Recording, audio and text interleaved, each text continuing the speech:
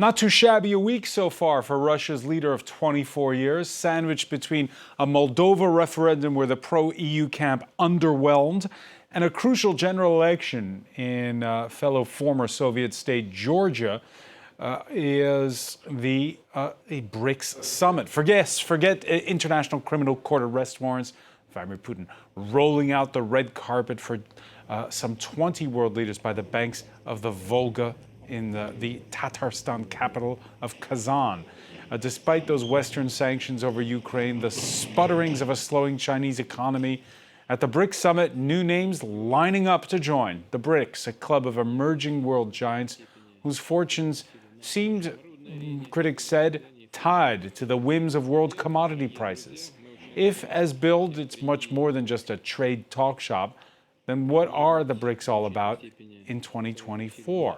And if Vladimir Putin's having a good week so far, what about 2 weeks from now? If Donald Trump returns to the White House, we'll ask our panel how the former Soviet world sees that prospect. Today in the France 24 debate, we're looking at Vladimir Putin's BRICS summit. Joining us from the Latvian capital, Riga, Una Alexandra Berzina Cherenkova, director of Riga Stardens University's China Studies Center. Welcome to the show. Good evening. From Georgia's capital, Tbilisi, France 24 correspondent Régis Janté, your latest book in French, Our Man in Washington, about the links between Donald Trump and Vladimir Putin. How are you? Good evening, I'm good. Historian Jacques Krupnik, Emeritus Director of Research at the French Political Science Institute, Sciences Po Paris. Good to see you.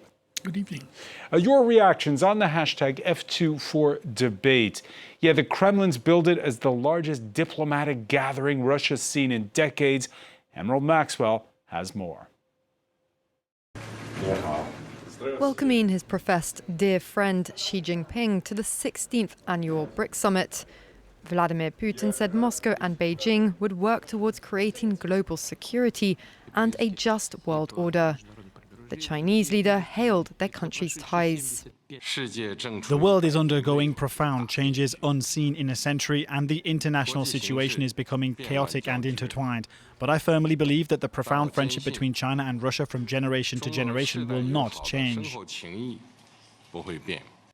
As this year's host, the Russian leader is eager to show that he isn't that isolated on the world stage. Heads of state from over 20 countries gathering in the city of Kazan were greeted off the plane with traditional Russian cakes. The BRICS grouping of Brazil, Russia, India, China and South Africa has now expanded to include Egypt, Ethiopia, Iran and the United Arab Emirates. Saudi Arabia has also been invited to join the bloc, seen as a counterweight to the West. Over the past 15 years of its existence, our BRICS association has created a special role for itself.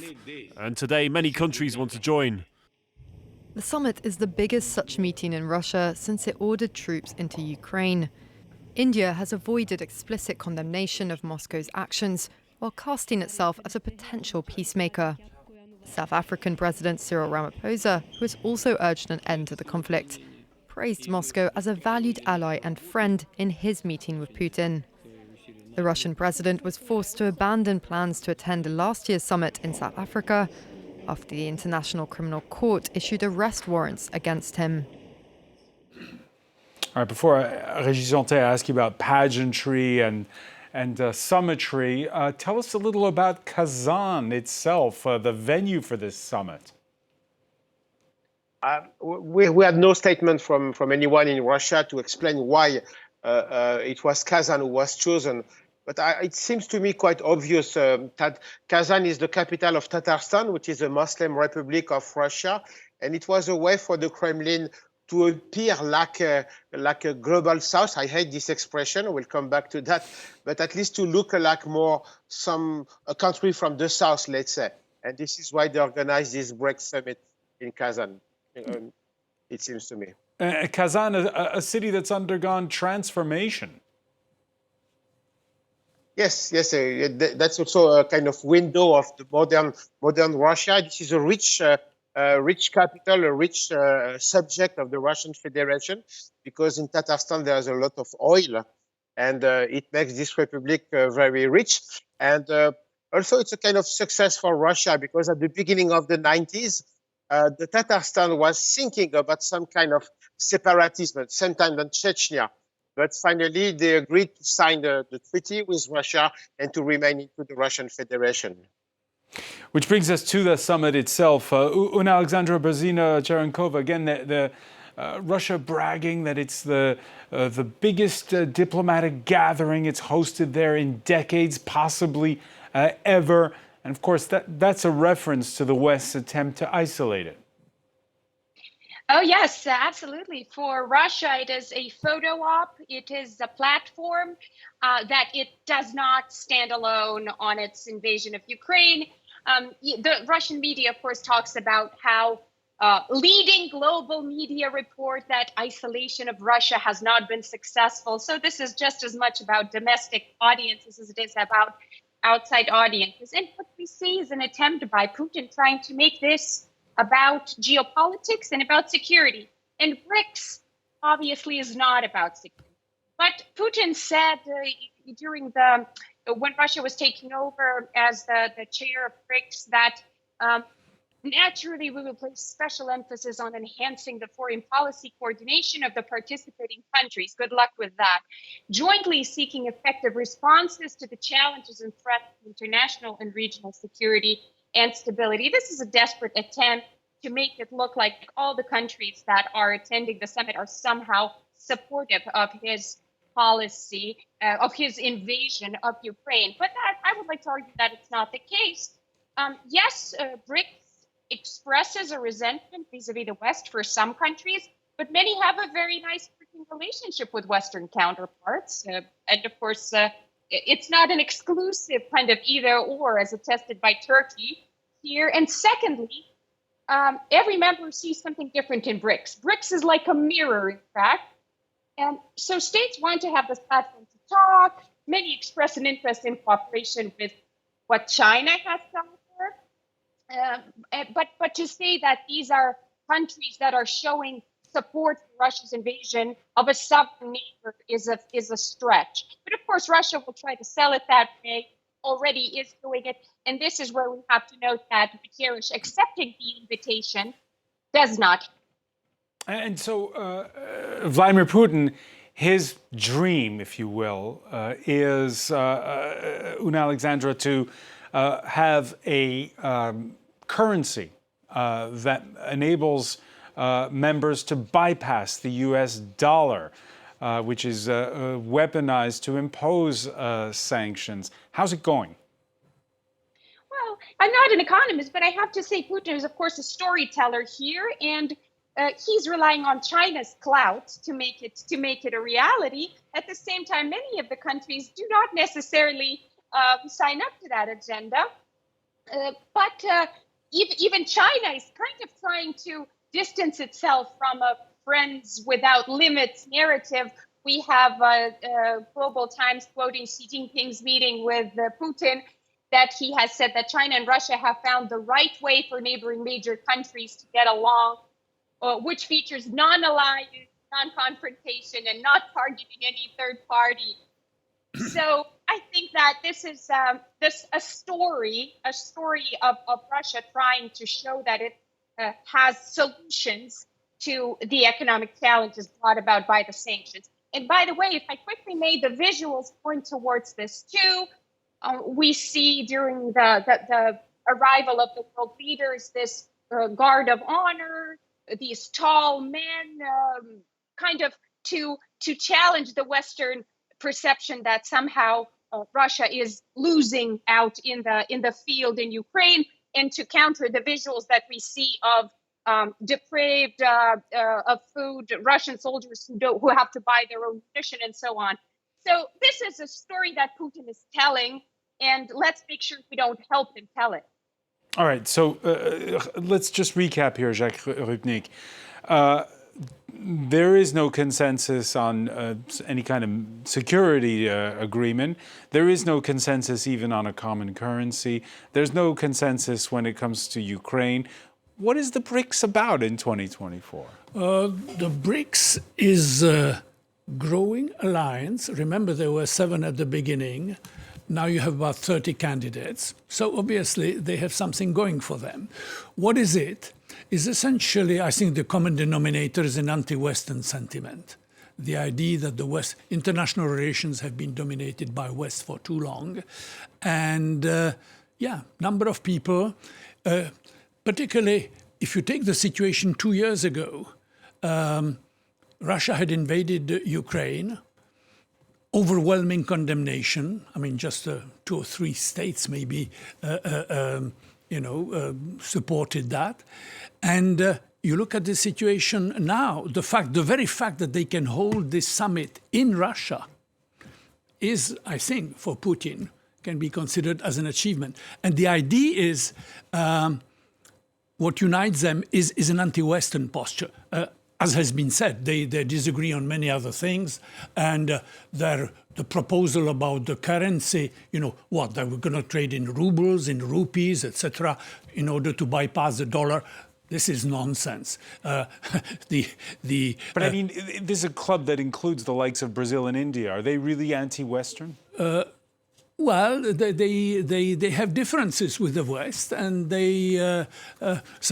India certainly plays a balancing act between the West and Russia. It has a rather tense relationship, to put it mildly, with China, but it certainly doesn't mind getting cheap energy from Russia. You Europeans don't want it, we buy it. Thank you.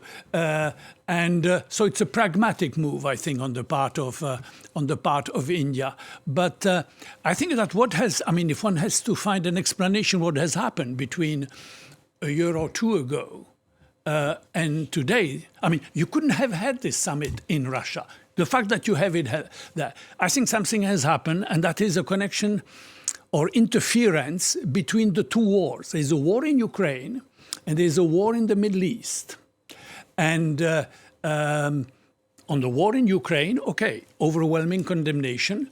But now that there is a war in Gaza, in the Middle East, sparked by Hamas's pogrom in Israel. But over the time, we have seen a number of voices saying the West really doesn't care too much about Palestinian lives. It cares about Ukrainian lives and not Palestinian. I'm not saying this is a correct interpretation, but so-called global South, it has been said it's a formula. So there's a Middle East factor. I don't like it. It plays suddenly the West doesn't do enough to stop the war there, and it gives support to Ukraine in a war. While it is ignoring, let's say, its role in the Middle East. This is partial interpretation of what has happened, why so many countries would join such an anti-Western alliance. Jacques Rupnik, you mentioned there India's Prime Minister, Narendra Modi, who is an ally of Israel, but at the same time has a public opinion that feels that conflict that you describe over the West's priorities. Narendra Modi, who last summer visited Ukraine, that was seen as a show of support. Here's what he had to say when he had his sit-down with Vladimir Putin earlier. Excellency, we've been in constant touch over the conflict between Russia and Ukraine. As I said earlier too, we believe that disputes should only be resolved peacefully.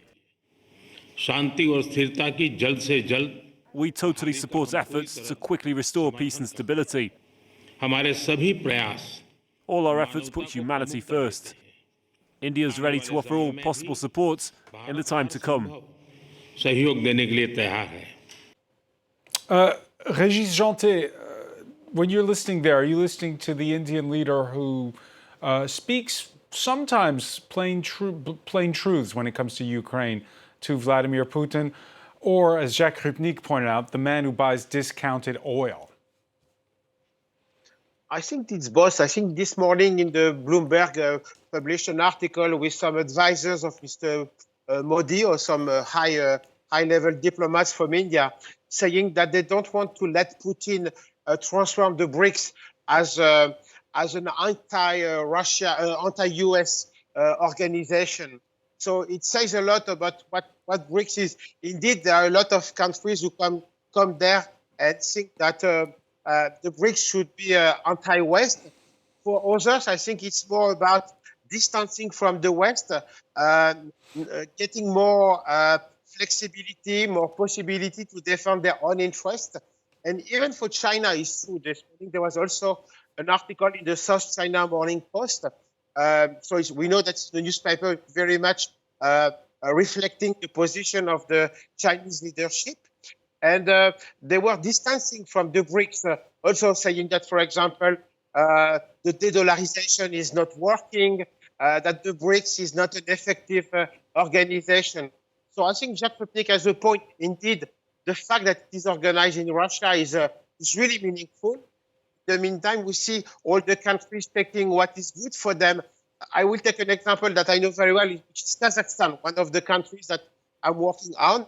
And Kazakhstan, for example, decided to not be part of BRICS.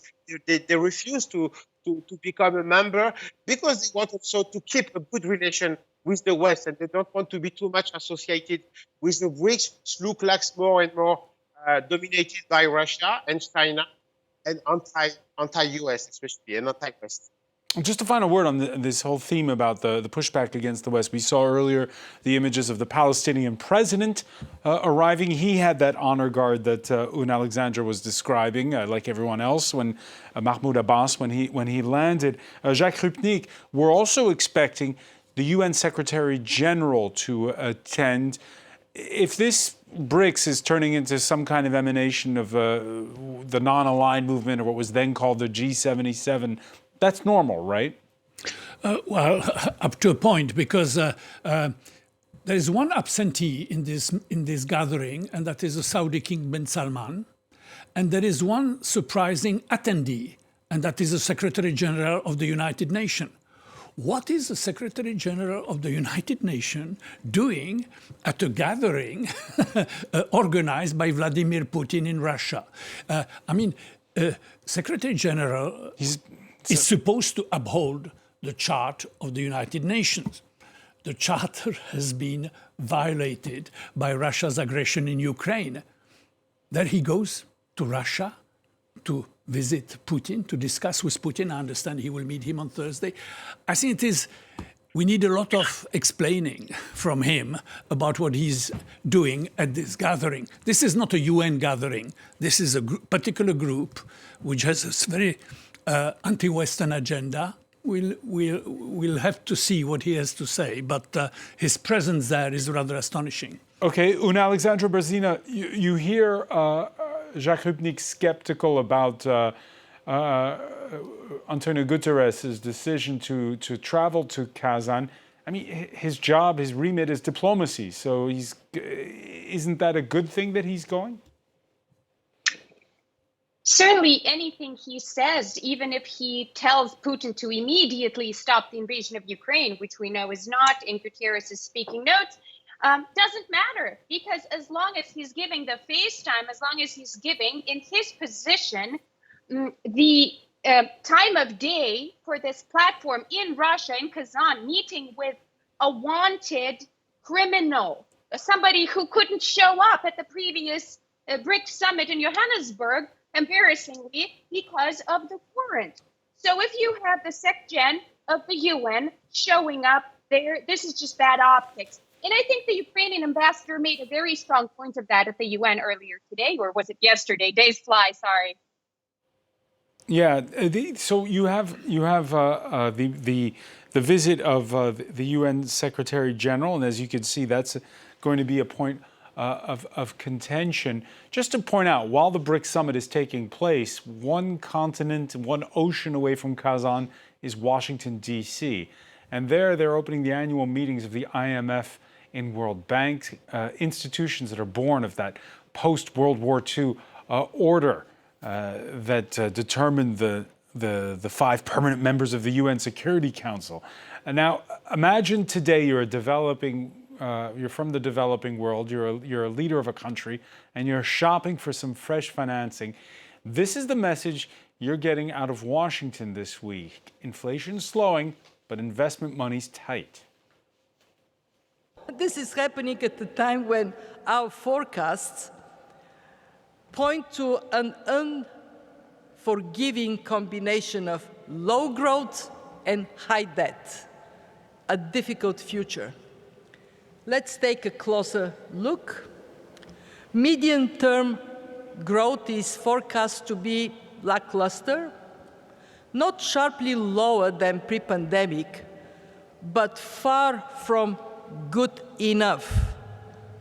Not enough to eradicate world poverty, nor to create the number of jobs we require, nor to generate the tax revenues that governments need to service heavy debt loads, while attending to vast investment needs, including for the green transition. So, Jacques Rupnik, you're the leader of a developing country. You hear that speech out of Washington. You'd be more tempted to listen to what they have to say at the BRICS summit?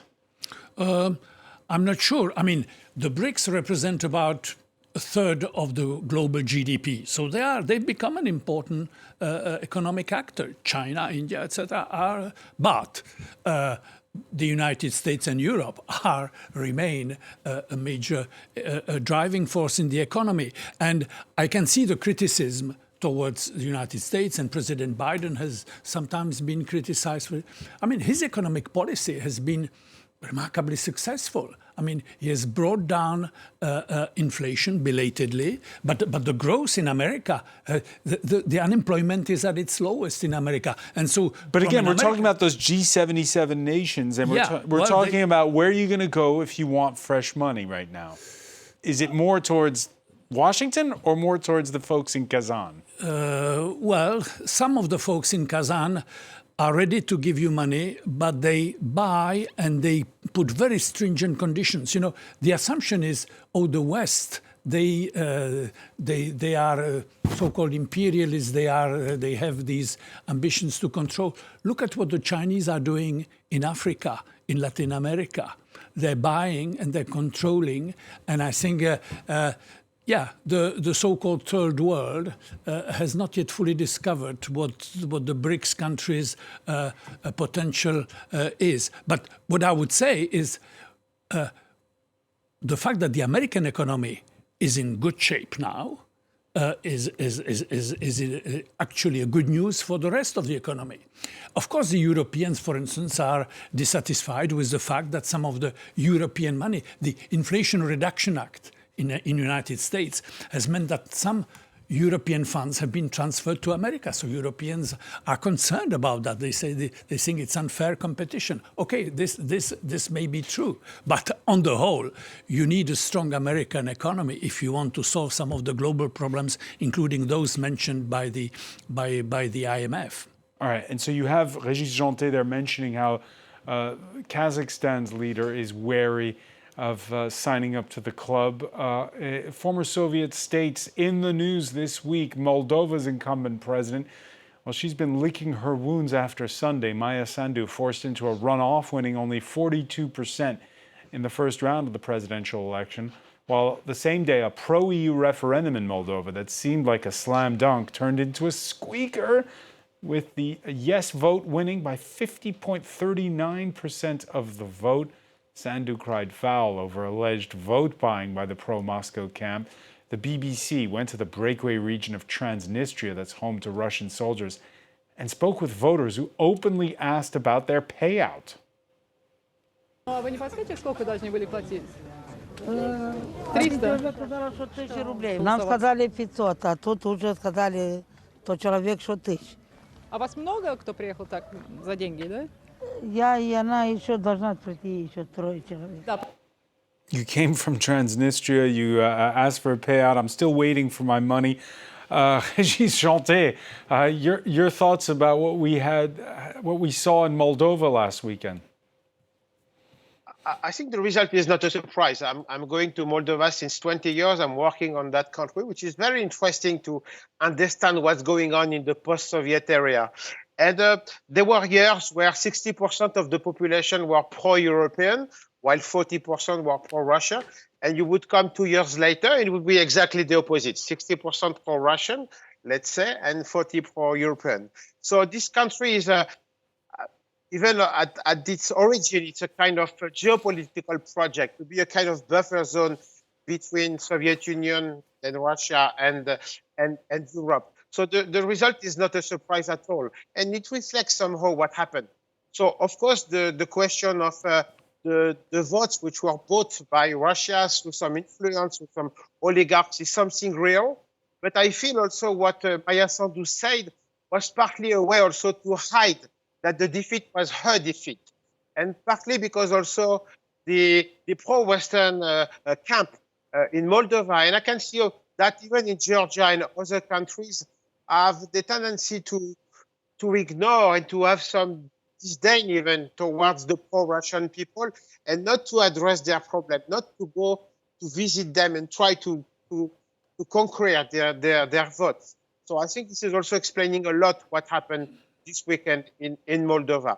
Then there is a difficult situation, the price hike of the gas, which really increased a lot after the large-scale invasion of Ukraine. The price of the gas in Moldova was sometimes more than half of the salary of the people. So it was unbearable. Europe helped a lot, but still the situation was really heavy for most of the Moldovan population. Una Alexandra Brazina-Charnkova, do we sometimes have hubris here inside of the European Union? We think everybody wants to join the EU. Well, I come from the region, the Baltics, which is a success story. After joining in 2004, things have really picked up. So in a sense, I think often we are also the voice when it comes to the enlargement countries, talking about the positive sides of this. But of course, at the same time, it's not about hubris, but it's also about the fact that there are issues within the EU that we, within an open information environment, of course, very freely discuss, cost of living crisis, rise in anti-migration populist politics, all the gender politics issues. So in that sense, that also perhaps sometimes has an off-putting image, but I'm still a strong advocate for open information and for strong media. When it comes, and just a quick comment on the Russian and the pro-Russian population, in just the Latvian example, perhaps the economy is a good way, to get these votes, but it's not enough. We have been perhaps underestimating the role of identities when it comes to these votes. And we see in Latvia roughly 1/3 of Russian speakers being very pro-European, pro-Western, anti-Russian invasion in Ukraine, 1/3 being in the middle, and 1/3 being strictly stringent pro-Putin. So in a sense, perhaps just going to see the voters is not enough. Yeah, Jacques Rupnik, you don't have to go as far as Moldova. In neighboring Germany, there's more than 1 million Russian speakers, and some of them feel like they're looked down upon. Well, perhaps they are. They chose to come to Germany. Many of them became Russian, German citizens. And maybe they feel ill at ease. The big problem in Germany is more the eastern part of Germany, and that's not a question of the Russians, it's more the... But do you agree with Una Alexandra that there is an identity issue here? There is an identity, and Moldova is an in-between country. Most of what is Moldova today used to be part of Romania before the war. It was called Bessarabia. And in fact, a lot of the Romanians consider this land as being part of the so-called Greater Romania. The Romanian nationalists would say so. And then you have the Transnistria, the Russian-speaking place controlled by the Russian. They even had a referendum 30 years ago, saying they want to be attached to Russia. But Russians didn't even bother to follow up on this offer. So Russians prefer to have an enclave they can use if need be. I think what it shows is that the country is split, it's divided. And it's divided partly because of the war in Ukraine has brought this into the open. Because you have basically a pro-European candidate. It doesn't mean the others don't want Europe at all. But partly the propaganda has been clever at suggesting that to vote for Europe, vote for the West, means you are siding with Ukraine and you are going to drag the country into this war. I'm not saying this is a correct reading, but this is something that has been used by the Russians, by the Russian propaganda. So, yes, we have a divided country, and I think the difficult task for the president, she I think, understands the situation, is if you have a split country, 5.3 victory, 50.3 victory, I mean, for the referendum, you must tread very carefully. And I think that her job would be healing, trying to bridge the gaps between a divided society. But she has a second round in a presidential election to face. Yeah. So first she has to get over that hurdle, win the presidency, and then she has a task of not playing the polarization. Yeah. She can still be the pro-European candidate and has stretch to the rest of the society. Important thing to mention, a quarter of Moldova's population lives abroad. Where? In the European Union.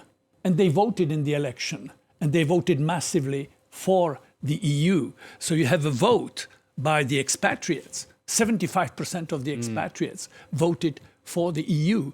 And it actually helped to get that victory, this European victory. So, yes, Moldovans are already partly in the EU.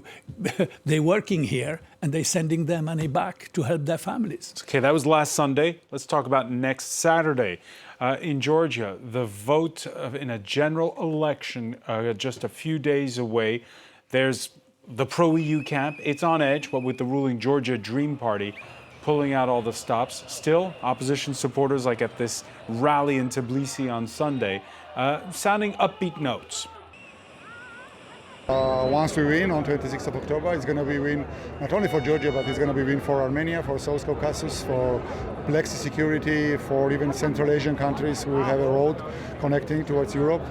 So it's a geopolitical change, and it's going to happen because we will do it. We will do it, says that opposition supporter, Georgia's kingmakers, a billionaire former prime minister who made his fortune in Russia in the 1990s, Bidzina Ivanishvili, who in an interview with the Reuters news agency denies being either pro or anti-Kremlin.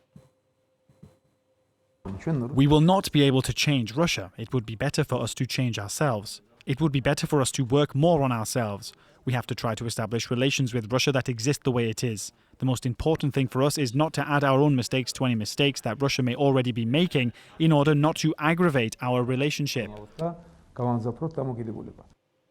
Régis Chanté, that call for a bit of therapy on the part of Georgians to work on themselves. How's that going down? Yeah, I mean, what is clear now is that this oligarch is totally tied by Russia, and this is why he implemented a pro-Russian policy since long, but mostly since 3 years. And obviously, he's even sometimes going against probably his will and against the will of most of the Georgians, indeed. And this is why the election on Saturday is extremely important and is extremely risky as well, because it's not excluded that part of the population will refuse the results, because we see a lot of manipulation of the votes, a lot of people which are under pressure and so on. And everybody understands in Georgia that this election is a kind of last chance to remain on the Western side, while the government is trying to bring again Georgia on the Russian side. And if I may, Régis, you heard what Jacques Lupnik had to say about some in Moldova worried that being pro-EU means being dragged into open or direct conflict with Russia. You're sitting in a country that had a war with Russia in 2008. Are there many who will vote for the Georgia Dream Party because of that reasoning? They don't want conflict with Russia, and they can buy this way. They will also because, and this is absolutely true what Jacques Rupnik said, and we can apply it to Georgia.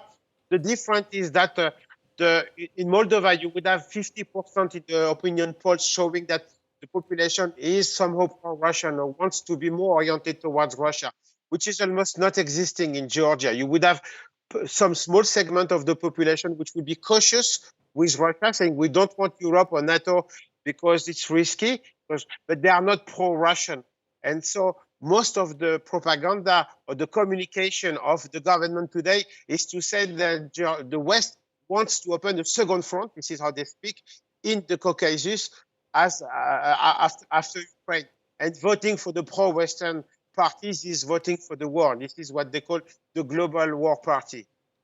Una Alexandra Berzina-Cherenkova, the European Union in the last months opening up the candidacy process for Georgia. The EU shares a border with Moldova, does not share a border with Georgia. Your thoughts on how the EU is handling things? Is the EU got its messaging right when it comes to both countries? Well, the EU certainly has a long history of embarrassing invitations that never really take place. Let's go back to Turkey again, of course. And so the EU is treading very carefully. But what the EU cannot control is what is happening domestically in those countries. And Georgia is a prime example of that.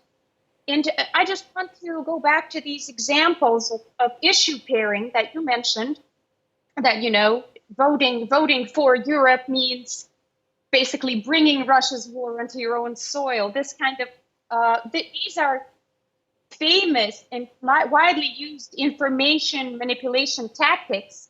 So issue pairing and slippery slope arguments that Russia is known for. And even though we are already in the EU, we still are facing these. Don't talk about, when it comes to Russian disinformation, don't talk about Ukraine that much. You will bring peril on yourself.